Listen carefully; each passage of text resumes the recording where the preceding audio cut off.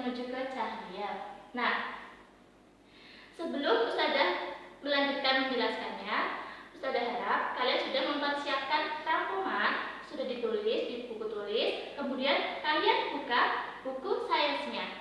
Buka pada halaman 60, buka halaman 60 dan 61. Kalian sudah mulai ya. Di sini ada 3 subbab.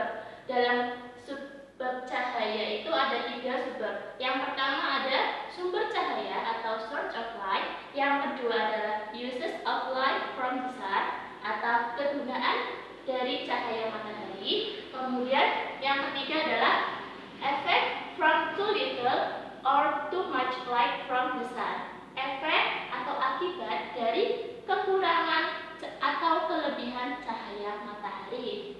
Nah, yang pertama ada source of light atau sumber dari cahaya. Light source give off their own light. Sumber cahaya adalah semua benda-benda yang dapat menghasilkan cahayanya sendiri. Ada beberapa contoh. Yang pertama, sun atau matahari. Matahari adalah merupakan sumber cahaya terbesar bagi kita, ya. Kemudian yang kedua ada bintang, star. Yang ketiga ada lamps atau lampu. Yang keempat lit candles atau lilin yang menyala, dan yang kelima ada torch atau center. Dari semua benda-benda ini adalah merupakan sumber cahaya. Kalian sudah pernah melihat semua benda ini ya, tentunya ya. Nah, kemudian pada buku di halaman 60 kalian bisa lihat ada gambar-gambar yang menunjukkan sumber-sumber cahaya, contoh-contohnya yang tadi sudah jelaskan. Kalian bisa lihat di situ ya, sambil mendengarkan penjelasan Ustazah tentunya. Nah, kita lanjut ke subbab kedua pada bagian uses of light from the sun. Kegunaan cahaya dari matahari. Nah, kegunaannya itu ada 3. Yang pertama untuk melihat. People to see. People and animal using light from the sun to see. Jadi, manusia dan hewan menggunakan cahaya dari matahari untuk melihat. Kok bisa sih Ustazah? Gimana caranya? Nah, Ustazah akan jelaskan. Kalian sambil buka dan lihat halaman 61. Di situ ada anak yang sedang melihat bola, ya. Kenapa pada siang hari bola itu bisa terlihat? Karena bola memantulkan cahaya matahari masuk ke dalam mata kita, sehingga bentuk dari bola tersebut, bagaimana bentuknya, warnanya itu bisa terlihat oleh kita karena cahaya dari matahari dipantulkan melalui bola itu menuju ke mata kita. Begitu juga pada binatang, sama seperti itu. Nah, yang kedua adalah kegunaannya to take outdoor photographs during the day. Ini kalian bisa lihat di halaman 62.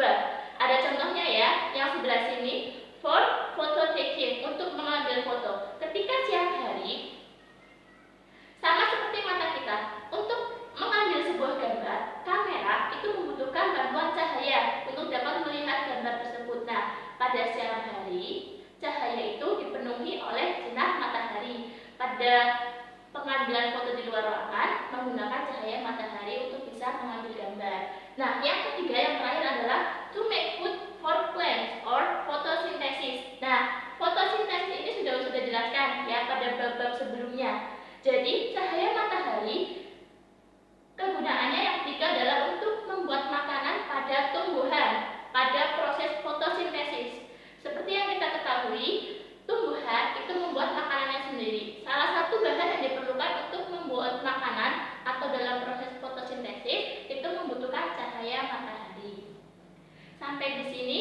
Kemudian yang ketiga, bab yang ketiga adalah effect of too little or too much light from the sun. Akibat dari kekurangan atau mendapatkan sedikit atau terlalu banyak cahaya dari matahari. Jadi, cahaya matahari apabila terlalu sedikit itu menimbulkan efek atau akibat, dan apabila terlalu banyak juga dapat menimbulkan efek ataupun akibat. Nah, kalian bisa lihat di halaman 64. Efek ini terjadi pada people, animal, and plant. manusia, hewan, dan tumbuhan.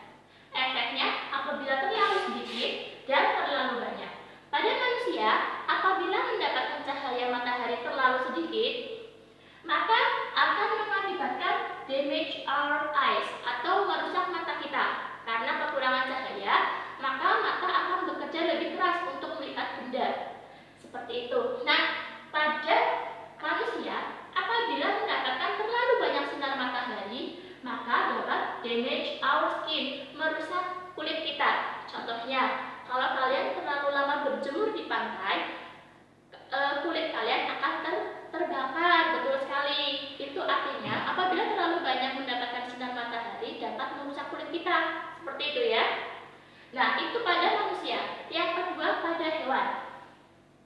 Kalian lihat bagian sini.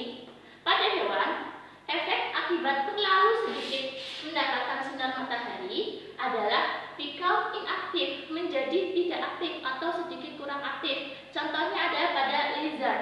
Lizard itu di sini gambarnya adalah iguana. Pada iguana, apabila iguana mendapatkan sedikit cahaya matahari, maka dia akan menjadi tidak aktif atau lebih pasif.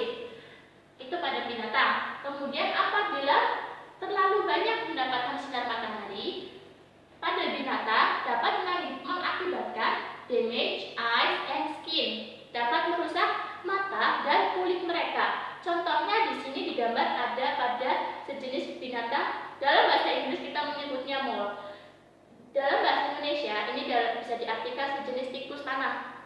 Ya, dia hidupnya jauh dari sinar matahari.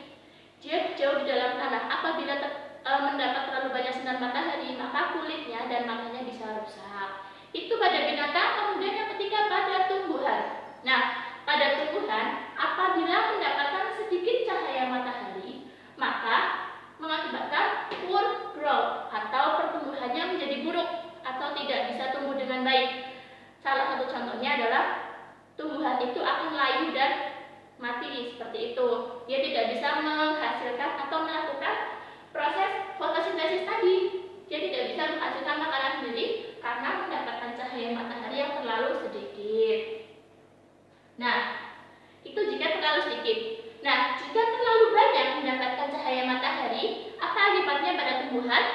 Browning of leaves, mengakibatkan daun-daunnya menguning. Kalian bisa lihat di halaman 65.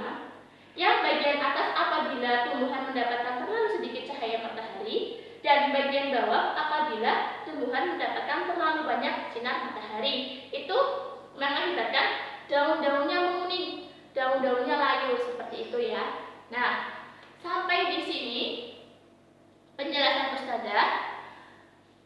Barangkali ada yang belum paham, bisa diulang lagi kembali pada video dari awal. Materi cahaya sudah selesai sampai di sini. Mudah-mudahan Ustazah harap kalian semua bisa memahami penjelasan dari Ustazah. Terima kasih. Wassalamualaikum warahmatullahi wabarakatuh.